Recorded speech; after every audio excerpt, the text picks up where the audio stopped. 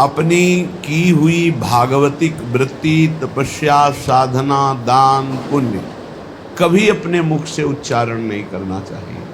दूसरा प्रशंसा करे तो कानों में अंगुली दे दे, नहीं सुनना चाहिए, नहीं सुकृत नष्ट हो जाते हैं। साधन का जो फल है वो आपको फिर नहीं प्राप्त होगा। प्रशंसा अपने मुख से करने से बचे और दूसरे के मुख से प्रशंसा सुनने से बचे।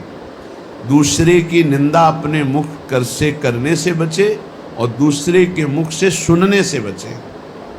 अपनी निंदा आनंद पूर्वक सुने, अपनी निंदा करने वाले का सम्मान करे, अपनी प्रशंसा स्वयं ना करे, दूसरा जो अपनी प्रशंसा करे उसका सम्मान न करे। ये भागवतिक सिद्धांत बहुत उल्टा है, इसे जल्दी सांसारिक प्राणी नहीं समझ पाते। सांसारिक प्राणी जो हमारे अनुकूल चले, प्रशंसा करे, हम उसको आदर देंगे, लेकिन भगवत भक्त ऐसा नहीं करेगा। अनुकूल चलने वालों के प्रति, प्रशंसा करने वालों के प्रति, प्रणाम नमस्कार करने वालों के प्रति उदासीन वृत्ति रहती है। अपमान निंदा करने वालों के प्रति प्रिय भाव रहता है। बिल्कुल उल्टा, बिल्कुल उल्टा। संसार में अपमान निंदा करने वाले के प्रति तिरस्कार भावना रहती है। सम्मान, प्रियता, अनुकूलता, इसके लिए फिर हृदय में आदर बुद्धि होती है। ओ ये तो बहुत अच्छा आदमी है, ये है संसारिक भाव। परमार्थ बिल्कुल इससे उल्टा। इसको धारण कीजिएगा। अपनी प्रशंसा कभी अपने मुख से ना करे। अपनी प्रशंसा जब कोई कर रहा हो दूसरा, तो कान में अंगुली दे दे, सुने ना। दूसरे की निंदा कभी अपने मुख से ना करे। कोई दूसरा कर रहा हो तो कान में अंगुली दे दे। अपनी जब कोई निंदा कर रहा हो तो प्यार भर कर सुनना चाहिए। कैसा लगता है? अपनी जब कोई निंदा कर रहा हो और हम प्रियता में भरकर सुने, भगवान की कितनी कृपा है, आज मुझे सहनशील बनाने के लिए कैसा सुंदर प्रयोग कर रहे हैं। हम मुस्कुराकर अपनी निंदा सुने, अपनी निंदा करने वाले का आदर करें, तब हमारे जो सुकृत होंगे वो प्रियालाल कृपा करके सार्थक कर देंगे। सुकृतों का सार्थक होना है प्रियालाल करुणा करके हमारे नेत्रों में झलकने लगे, हमारा मन उनकी स्मृति में, उनके नाम जप में निरंतर लग जाए। श्रीपाद कह रहे हैं, ये सदैव श्यामा श्याम वृंदावन में खेलते रहते हैं। जितने अविद्यामय धाम हैं, मायाकृत लोकों को अविद्यामय कहते। एक विद्यामय है कैलाश, साकेत, वैकुंठपुरी, द्वारिका, ये सब दिव्य विद्यामय है। कह रहे हैं विद्यामय और अविद्यामय, इन सब से परे ये महाप्रेममय श्री वृंदावन धाम है। इस सब धामों का मूल वृंदावन का जो प्रेम रस है, ये बिना श्री जी की कृपा से नहीं मिलता। आपका वृंदावन आना, वृंदावन दर्शन करना, वृंदावन वास करना, सत्संग मिलना, ये केवल श्री जी की कृपा से है। अब विश्वास करो, जब श्री जी ने इतनी कृपा कर दी है तो वो मिलने वाली पूरी वृत्ति बना दी, अब मिलना बाकी है, ये आपको संभालना है। सबकी कृपा आपके ऊपर है, अब आपको अपनी कृपा अपने ऊपर कर लेनी है। अपनी कृपा, गलत आचरणों वाले मन को धिक्कारना, सही संग, सही विचार, सही क्रिया, इसका आदर करना, जो शास्त्र प्रमाणित है, ये अपने ऊपर कृपा आप कर रहे हैं। भगवान नाम जप करना, भगवान लीला गुणानुवाद, भगवत भक्तों के चरित्र, भगवत भक्तों का संग, दूसरों की परोपकार भावना, परहित भावना, इसका आदर करो। दूसरों का अहित, प्रपंच वार्ता, काम चिंतन, काम क्रीड़ा, ये सर्वनाश करने वाली बात, इसका त्याग करो। ये होगा अपने ऊपर कृपा करना। गुरु की कृपा हो गई, शास्त्र की कृपा हो गई, श्री जी की कृपा, अब अपनी कृपा बकाया रह गई। आप जो प्रमाद स्थिति में समय काटते हैं ये अपने ऊपर कृपा करना। देखो, बिना आसनों का अभ्यास किए कोई ऊर्ध्वरेता ब्रह्मचारी नहीं हो सकता। यदि आप आसन में नहीं बैठते हैं कम से कम 2 घड़ी 48 मिनट, आप ब्रह्मचर्य रह ही नहीं सकते। कागज में लिख लीजिए चाहे दिमाग में लिख लीजिए, ये अनुभव गम में बातें कह रहे हैं। आप प्राणवायु का संशोधन नहीं करते हैं, आप अंदर मंत्र नहीं चलाते हैं, आप ब्रह्मचर्य रह लें, असंभव बात है। बिना किसी क्रिया के उसका पतन हो जाएगा। सिद्धासन ऊर्ध्वरेता ब्रह्मचारी जी के लिए अत्यंत आवश्यक। आदर का पात्र वही है जो ऊर्ध्वरेता हो।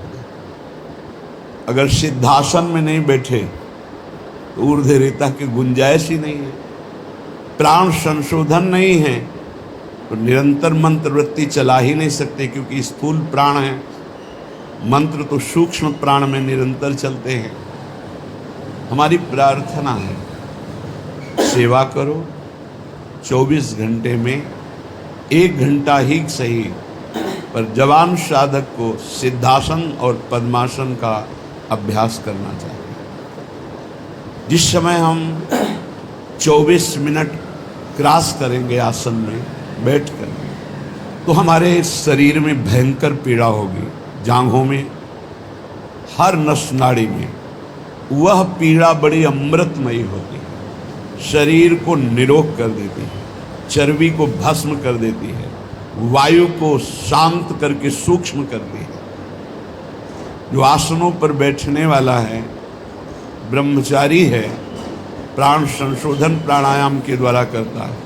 बहुत सुंदर मंत्र चलता है निरंतर। जवान साधक है, झुक के बैठना, दीवाल का आश्रय ले लेना, शरीर का रोग ग्रसित हो जाना, ये सूचना देते हैं कि आप ब्रह्मचर्य की हानि किए, आपका आहार ठीक नहीं है, आपकी साधना ठीक नहीं है। असाध्य रोग, आकस्मिक पूर्व पाप के परिणाम स्वरूप आ जाना, ये हो सकता है, पर वो हमारी साधना को बाधित नहीं कर सकता। प्रारब्ध साधना को बाधित नहीं कर सकता, ध्यान रखना। प्रारब्ध आया है, उसको भोगेंगे। साधना यथावत चलनी चाहिए, साधना में फर्क नहीं पड़ना, तब भगवदानंद की प्राप्ति होती। इसीलिए कह रहे हैं हमारे ऊपर सब कृपा है, केवल अपनी कृपा करने की जरूरत है। आप लोग अपनी कृपा की। जैसे हम कहते हैं कि हमारे शरीर में ब्लड प्रेशर का रोग हो गया, हाई या लो, वो थोड़ी देर के लिए हमको शिथिल कर सकता है, लेकिन नहीं, वो हमारे साधन को नष्ट नहीं कर सकता। वो हमारे साधन को नहीं, हम सम में हैं, ब्लड प्रेशर हाई या लो विषम में है, कोई फर्क नहीं पड़ता। और हम विषम चिंतन करते हैं तो ये सब सही भी हो तो ही गलत है। हमारा विचार, हमारी साधना प्रारब्ध नहीं बाधित कर सकता, ध्यान रखना। प्रारब्ध पाप कर्म का परिणाम है। वर्तमान की हमारी साधना भागवतिक है, हमारी भागवतिक साधना को आच्छादित कर दे, इतनी बड़ी सामर्थ्य प्रारब्ध में नहीं है। प्रारब्ध बाधा खड़ी करता है, लेकिन हमारे भजन को नहीं रोक सकता, हमारी भागवतिक उन्नति को नहीं रोक सकता। लेकिन हम लोग इससे बेपरवाह से नजर आते हैं। धिक्कार है उस शिष्य को जब गुरु को आज्ञा देने में सोच करना पड़े, पता नहीं मानेगा कि नहीं मानेगा। इसीलिए परमार्थ की दिव्यता प्रकाशित नहीं हो रही। जीना, समय काटना, गुरु कृपा से कल्याण हो जाना, ये सब हो जाए, इस पे कोई चिंता की बात नहीं। लेकिन जीते दी अध्यात्म की भूमिकाओं पे विचरण करना, ये अपने ऊपर कृपा करना है। प्यारे, ये बहुत कीमती शरीर है, आपका कल्याण तो निश्चित है, लेकिन यदि आप यहां हजारों का कल्याण करके नहीं गए तो आपका साधु वेश धारण करना किस काम का? अपने कल्याण के लिए तो खास बात। हमारी साधना अपने कल्याण के लिए नहीं होती, ध्यान रखना। हमारा कल्याण तो जिस दिन हम गुरु की शरण में हुए उसी दिन हो गया। अब हम साधना करते हैं इस जगत मंगल के लिए। साधु का पूरा जीवन परोपकार के लिए, परहित के लिए, दूसरों के दुखों का नाश करने के लिए होता है। रात दिन भजन करके फिर संकल्प बनता सर्वे भवन्तु सुखिना सर्वे सन्तु निरामया। इसलिए पूरा जगत उसे नमस्कार करता है। आप सबसे प्रार्थना है इस नाशवान मलमूत्र बनाने वाले शरीर को प्रिय मानकर केवल खान पान विश्राम शयन इसी में काटते रहोगे, जीवन रंग नहीं लाएगा। रंग लाने के लिए गुरु आज्ञा की कसौटी में कसना होगा, तब आप प्रियालाल की सेवा के आभूषण बनेंगे, तब आप प्रियालाल के श्रृंगार सेवा में आएंगे। बिना कसौटी में कसे, बिना आग में तपे निर्विकार नहीं होता। एक बार हिम्मत करो, तुम शरीर नहीं हो, ये शरीर छूटेगा, तुम्हें दिव्यता प्राप्त करनी है। दिव्य पार्थिव शरीर की आसक्ति वाला नहीं अनुभव कर सकता, इससे ऊपर उठो। बहुत घटिया सोच है यदि ये सोच बनी रहे कि मुझे अच्छा खाने को मिले, अच्छा सोने को मिले, अच्छा रहने को मिले, बहुत घटिया सोच है। रात के 12:30 बजे जग गए, अपनी दिनचर्या में लगे, 10:30 बजे तक लगे रहे, फिर जाके। ये हम इसलिए कह रहे हैं कि आप स्वस्थ हैं और आप कमाई नहीं कर पा रहे, चाहे गृहस्थ हो या विरक्त। अरे मरना है यार, जाना है यहाँ से। अच्छी नाम की कमाई कर लो, अच्छी अध्यात्म की उन्नति कर लो, लाखों का कल्याण कर दोगे। सतरति सतरति सा लोकांतरति। हमारा जन्म दूसरों का मंगल करने के लिए हुआ है। आप विश्वास कीजिए, बहुत घाटे का सौदा हो रहा है, बहुत घाटे का।